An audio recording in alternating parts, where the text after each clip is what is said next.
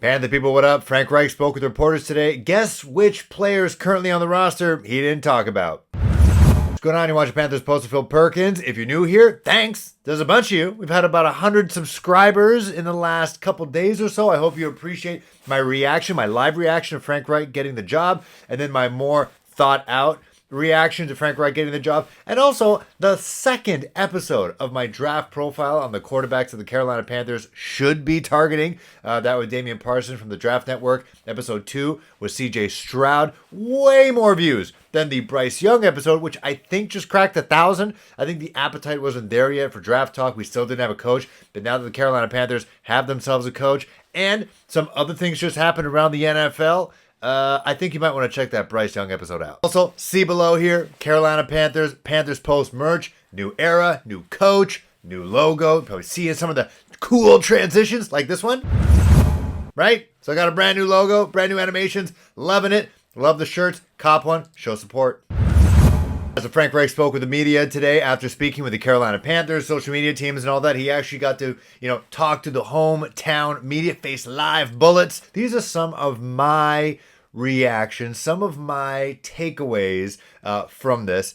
Number one, this guy kind of reminds me of an older Peyton Manning if he was like a kind of an old, bit tired stepdad. Now, I don't know if this is just his podium talk, but I've also seen on camera, mic'd up, on the field, footage of Frank Reich as well. He's not a fired up kind of guy. If you see Nick Sirianni, who is one of his proteges, who is now the head coach, now going to the Super Bowl with the Philadelphia Eagles, completely different guy, fiery guy, looks like and sounds like he talks like he's from Philly. He might be from Philly. I don't know.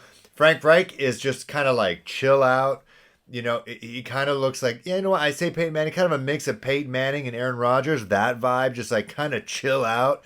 Now, I thought he was from California, guys from New York. And so, the antithesis of what you would think someone from New York, not from New York City, but still, just like a calm dude. I don't know how he's going to fire up a crowd, to be honest. He didn't fire me up. I think there was one time during the press conference where he said, "Let's go," when talking about meeting the players, but yeah, I don't know. I don't know how he's gonna do that, because we all knew guys like Ron Rivera could yell. We knew Steve Wilkes could yell and just bellow and just kind of like guttural yell and get everybody all fired up. I don't know if Frank Reich can do that. And so when they really started asking him about specifically the offense, his philosophy, his goals with this team, what he looks for in a quarterback, what he looks for in an offense, that's when you start peeling the onions there. And it's like, oh, this guy is like a football mind.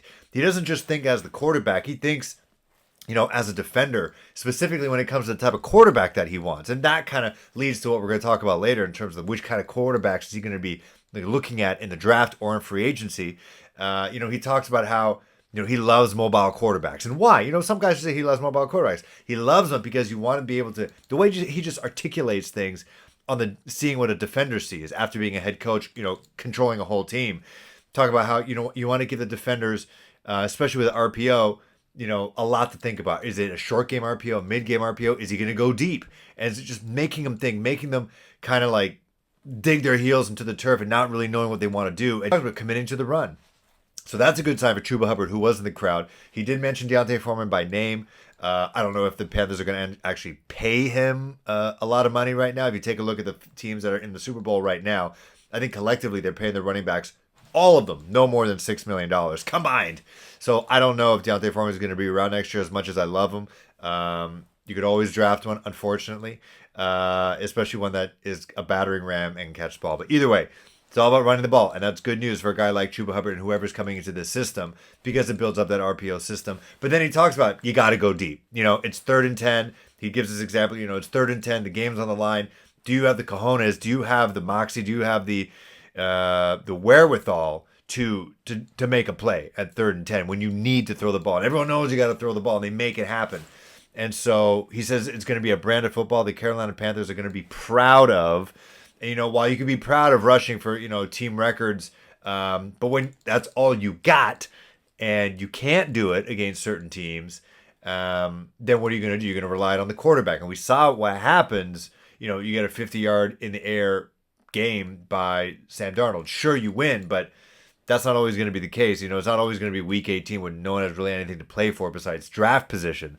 So that sounded exciting because that's not something that we always hear about, because the coaches have been defensive-minded head coaches who don't formulate offensive plans. They have like an idea, but this guy seems like he's already scheming up stuff, and I think that's awesome. And speaking of that, they asked him, looking at this team, what do you think that's great about this team that attracted you? And obviously, anyone, no matter who they were going to say that defense is a playoff caliber defense.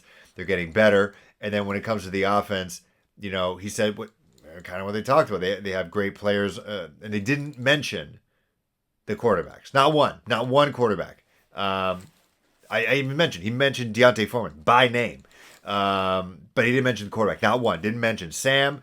Didn't mention PJ. Didn't mention Matt Corral. Nobody. Not even Eason. Not even Eason, who he coached. But I think that is interesting. You can look at that as much as you want, but I looked at him in other interviews as well. He did one on the NFL Network for about 10 minutes. Didn't mention anyone on the current roster, really. Didn't say, I think Matt Corral's a guy that we can really groom. He's the only quarterback that's going to be on contract next year. Didn't mention him, not one bit. And anyone who thought that maybe Matt Corral could be the future of this team, I think reality kind of set in that no head coach, defensive or offensive background, is going to come into this situation and just rely everything on Matt Corral. It's not like you're coming in and it's Aaron Rodgers or Tom Brady or Trevor Lawrence. Like when Peterson comes in to coach the Jacksonville Jaguars, he's not like, well, I didn't draft Trevor Lawrence. He's like, I want my own guy. I want Kenny Pickett. No. You know what you got with Trevor Lawrence. I think Frank Reich knows what he has, or has a little bit of an idea of what he has in Matt Corral, and he's going to develop him, no doubt, give him a fair shot, but he's going to bring in his own guy. Now, with that, the one thing he was talking about with the quarterback position and on his plans for the future, because he's talking about not just, and he said this on NFL Network, he's talking about, he's going to be doing this with Scott Fitterer. We're going to talk about that relationship. Seems like it's going to be a good one, at least for now, that they're not just looking at the roster they have now, but the roster that they want to build. And so when it comes to building the quarterback position, he says you have to have consistency. And that was kind of a word he's saying forever, that he didn't have any consistency in the quarterback position after Andrew Luck retired unceremoniously. Then, that kind of led to where he is now. Carolina Panthers also have no consistency at quarterback. One way to do that is to draft and develop. You have a guy under control 4 or 5 years. That's definitely one way to do it. He said there's that plan. They're going to look at the college guys. Scott Fitterer already off to Mobile, Alabama for the Senior Bowl practice. So him and probably Frank going to go out there, check out those college quarterbacks, see what the crop is like there at the Senior Bowl. Unfortunately, Will Levis doesn't seem to be participating in that, so that's kind of a strike on him. Could have made a nice first impression. And then he also talked about the free agency market, what's out there. And in terms of, in my opinion, if you're looking at free agency, that's the bridge. That's not consistency. Like, I don't know how you're going to look at Jacoby Brissett, Ryan Tannehill, Derek Carr, and be like, these guys are going to be the starters throughout Frank Reich's tenure. Like, they're going to be tied to the hip. I don't think that's the plan.